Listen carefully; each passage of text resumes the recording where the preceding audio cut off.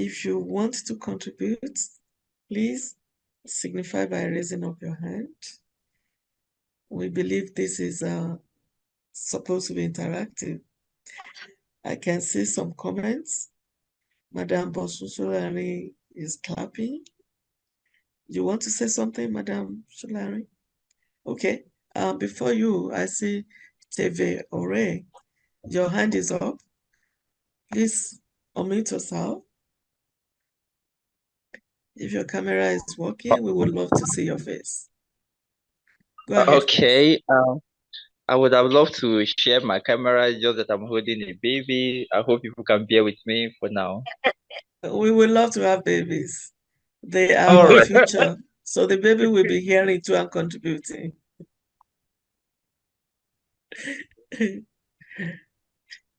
Okay. Now we have seen baby, we are not hearing your voice. Oh my God. In that case. Okay, we hear you. We hear you now. We hear you. All right. Please let's just work with the audio for now, please. No problem. It's all right. Great. Yeah. I want to very much appreciate the speaker. He really mentioned the very obvious realities on ground. My own question is that since we are very much familiar with our problems, what effort are we making as businesses and governments to mitigate our challenges? Because at times, what I know we to be very common with is this idea of identifying problems, but not really taking those steps that will bring the solutions, the needed solutions. Okay, considering the issues of prices remaining the same in the diaspora, that is in the international market, that means for me, from my own little knowledge of economics, I would say the demand there is not really much. Then we have a demand down here that we are struggling to even meet from the look of things. But then I often wonder, is it really the fact that we do not have enough to meet our current demand at home? So honestly, I'm really wondering if we really have a way out of this present situation. That's my say for now. Thank you. Thank you so much for your contribution. The next person we have is Semete John. I call him our old soldier. He's with us. He's been with us right from the beginning of this program.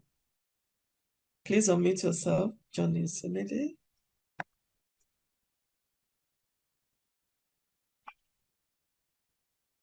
Okay. Yes. Unmute yourself. While he's trying to unmute himself. Okay. Go ahead, please unmute yourself. We can see your video, Johnny Semede. Monsieur Jean, you never shall be on mute up till now. I cannot hear you. How are you? Is it my turn? Is it my turn? It is your turn. Yes, they've been calling you. It's my turn. All right. Good afternoon, ladies. Good afternoon or good evening, ladies and gentlemen. Happy New Year once more. Thank you. What we are seeing here is not new to any of us who are grandfathers in this business. When this situation happened in Brazil, they were able to look inward. It happened in Thailand and all that. But we will not continue to blame ourselves because some of the people in position, some of them are not abroad, they are not even at home. About 4 or 5 years ago, people came up and said, we should be doing export in Naira. And I was saying, it is a good idea when a country is producing. But when you are not producing, and you that you are not even in export, you tell us to import or export in Naira. In the sense that these are people who will send middlemen to us and begin to use our Because Nigeria is the country where you can enter the farm, go and meet men and women, and begin to buy cocoa at less than the cost of production. So what we are going to suffer is that they will force us to sign agreement like the Ijebu Gari gave about. If it was 2,000 Naira or $2,000 per ton, by today, how much will you use it? Because in law, you cannot sign an agreement and run out of it. CBN came up and they were saying ROT 200. I question, people gave me names that the CBN governor is talking. So the truth of the matter is that what can save the Naira is production, not borrowing, not looking for market from countries that are not even members of the UN. So my final contribution is simple. Most of the things we have in this country are imported. And we are getting little or nothing from the EPZ. We are getting little or nothing from the export, from services. And we are getting little or nothing from the Exim Bank that's supposed to ginger export. So how are we now to reduce this pressure?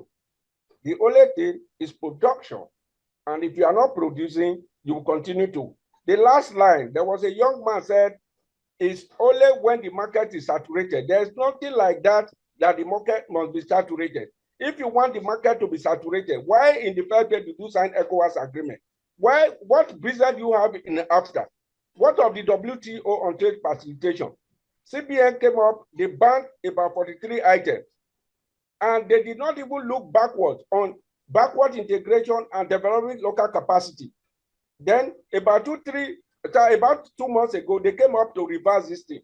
And the private sector is not talking. So what direction do we have? We are running a country of over 200 million people. We cannot get 5 export managers. God bless you all. Thank you. We don't expect anything from the fireworks we get from you all the time. Thank you for the contribution. And Madam, please unmute yourself. Good evening to the whole house. Good evening, Lady K. Good evening, Mr. Femi Boyede, Dr. John, and everyone on this call. Good evening. It's indeed a pleasure to be joining you again today. Thank you so much for a job well done, Mr. Boyede. Ambassador Boyede. So the truth is, in fact, everything you have reeled out today, it was as it was doing me yesterday. Let me use that colloquial English while I was with channels. Unfortunately, just about 10 minutes interview, one couldn't do justice. But the truth is, without preempting what you're going to say to the first person who spoke, he said, what are we going to do? And then two, I think he's also believing that we have not satisfied the local, we have not met the local needs. So it's almost like, why export? The truth, recently what just happened was that because of the crash in the Naira rate, people within West Africa and those surrounding us were coming to Nigeria to just take away things, even when farmers have run out of the farm that we don't even have enough. So because they were buying so low, they all came in and they were buying, and I don't know what our people did to stop it. And so it now came to this level, and then they are now trying to stop the thing. That's when you will now read that people are trying to stop vehicles that are going to Niger and most other places. Having said all that, I said yesterday, there is no way. I mean, anybody will tell me the local consumption have not been satisfied. The truth is, there are over 1 million processors in this country that are looking outside to sell. And I was asking yesterday, how many people in agribusiness today can get space in the market to sell? How many will get space in departmental stores to sell? How many can sell here? But that's why the export business opens door for them to be able to do business. And then for those who are even selling locally, they can now expand their production facility, and then economies of scale begins to play, and then prices can come down. So please don't ever listen to anybody who is saying the local market is still there. It has not been satisfied. When you go into export, then two, I mean, thirdly, it brings effects. There's so much effect we're looking for. So the truth is, and then let me also talk about the Gambia he talked about. I just try to do a little mathematics now. I have looked at CFA for those who are into CFA on that axis. CFA is 0.0017 to $1 So, and I just did a rough calculation. When I was in Dakar last year, my 100 grams product that I was selling for 1,005 CFA, if I convert it to Naira today, it's 700. Then it was 1,750, and I was happy to go back to that axis to go and sell in CFA. But if I convert that money to Naira today, it is 714. It's that bad. But what I now did was, okay, if I sell, let's say I still sell the 1,005 CFA, then I convert the money back to dollar before I come back, then I may now be getting, if at 1.4, maybe 3.5. So that may just make a little sense, so that if I go, then I need to convert all my, but with this one now, so what if the dollar now comes down? And like Mr. Boyede said, it's so difficult to plan if you don't want to run, if one does not want to run a berserk in the head. Because even me now, I'm not even doing anything. It's only if anybody calls me now that they want to buy. I'm not looking for any customer. It's that bad because I can't even think of anything to do. I wake up, I don't have anything in my head that I want to do. Before that, you have lined up a lot of things that you want to do. Now it's so difficult to plan for anything. So please, what do we do? It's difficult. Bulk of what we can do lies with the government to be deliberate and be intentional with export business. If we are, then I will also still talk of standardization, because if we don't have the standards, we cannot sell. So we need to look at all these things, but bulk of this race, and when government officials will still be telling you government has done enough, what do we want? And so it now makes the matter to tire me, because like I told them, they will pay the light he uses in his office, he's not paying for it. When he goes for oversight functions, government pays for it. So he collects all his salary to go and eat. But for businesses, they use all the money they make to provide those amenities, and the little they have can barely make them succeed. God will help us. Thank you so much. Thank you so much, as usual, for your wonderful contribution. Madam Omolara Akunchi is next. Thank you. Yeah, thank you, Madam K. Thank you. I'm sorry I joined the meeting, the discussion very late because of some challenges, but I would like to raise two issues. One on the, the presentation by Prof. Quite interesting, quite detailed. The issue of international trade, cost of clearing in Nigeria. I think we should begin to look at the custom duties and clearing, not just on a one-side dimension, but between the importer and the exporter. Because the ICC rule talked about CIF FOB. And I know in Nigeria that we don't have enough of ship that we can use to trade with, to carry luggages in and out. So if we are bringing in FOB goods carriage, it has its own cost. If it is CIF, which is freight insurance and freight, it has its own cost. So I want to believe that central bank need to sit together with customs to be able to iron this issue out, because the way it is so structured now in that policy, they are going to give advantage to the ships that come from outside. They would carry goods to Nigeria and take away our foreign exchange, as it were. That is the way it works. We need to tell central bank to review that circular to the extent that it will be as an advantage to us. My second point is the issue of financing and investment. I want to thank Madam Bosun. in all she's doing. We should be looking at the opportunities that are in financing and investment. We have an agreement with China. China is China-Nigeria relationship is an opportunity for us to engage them in taking our commodities, because they have a large population, and they have given us a free way to exchange naira with renminbi, and I don't know why we are not taking that advantage. Most of our goods go to China, and I want to tell you that there are a lot of indirect exportation of our cassava to China, and they will process it and re-export it to us.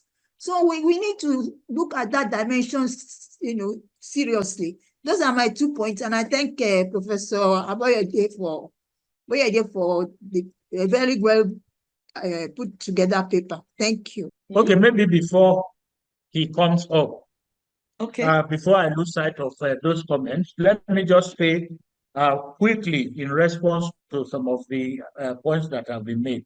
I agree entirely with Dr. Isemede that it is time for production, to the extent of even advocating for government to sit with producers, traders, and exporters to help government to manufacture foreign exchange for this country, because they have the capacity to. I give the example of those 30 women that we took to Gambia in October 2022. In 4 days, they had manufactured 185,000 US dollars in that they held. It's GT Bank Banjul that helped a lot of them to change the lassie to dollar that they brought back home. So I am talking what I saw, not a projection. So imagine having 10 times that number of people. That means that you would have had more than $1 million US dollars coming into the country and into the economy. Exporters do have the capacity to manufacture. Like Dr. Isemede said, it is not time for borrowing. It is not sustainable. Once you have allocated and shared what you borrow, of course, remember also at the back of your mind that there is the interest element in borrowing. And lest we run the risk of borrowing against the future of generations yet unborn, it is time to focus, encourage, deliberately support production, manufacturing, and export. Then somebody talked about why do we need to export? What are we going to do? Because there is a deliberate market. Export production is different from local production.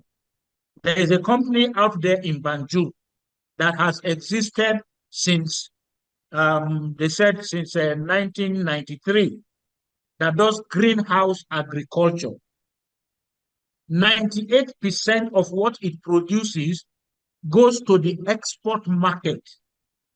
Only 2%, and those 2% are the outputs that are considered not up to the export standard to be exported. That is what they sell in the local market. But what do you call it? The Gambian market and the surrounding countries, Mali, Guinea, Senegal, they can use some of these vegetables and fruits that are produced in the greenhouses. So there needs to be an understanding that it is time to let the wheat grow, let the chaff grow. We can produce sustainably. Export does not in any way affect local production. The standards are different. And let me just step down a little bit because I think Mr. Andali is back.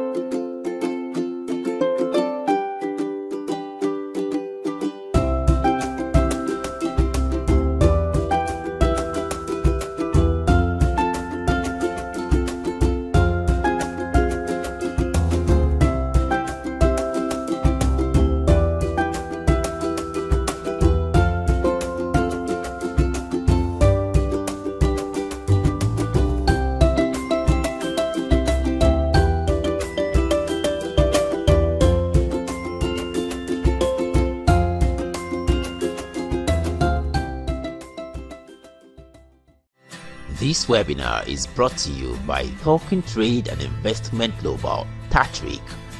We are live on Facebook at Export Digest. Kindly follow our Facebook page. Also, do subscribe to our YouTube channel. You can follow us on Twitter at Export Digest TV.